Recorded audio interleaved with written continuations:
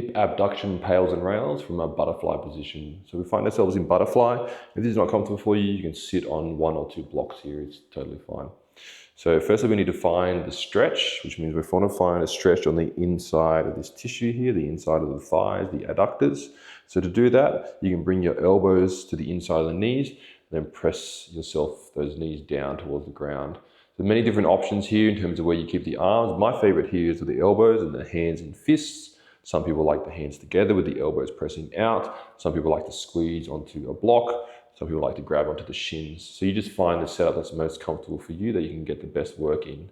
So you'd find yourself here in the stretch, whichever option you're taking, and then you hold that passive stretch for around that 2-minute mark.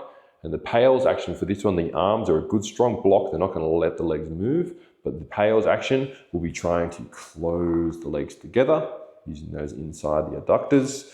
And the rails action, you release the hands. I actually like to take the hands straight in front to create more tension and squeeze. And then the rails action, you're trying to drive down towards the ground, squeezing everything outside of the hip. Think about those knees coming towards the ground.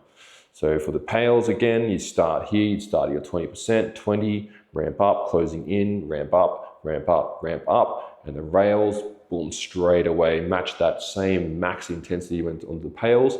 Match it straight away with the rails for whatever time it is. And if you're doing multiple sets, towards the end of that rails, you set back on, relax. You may find you have a little bit more range.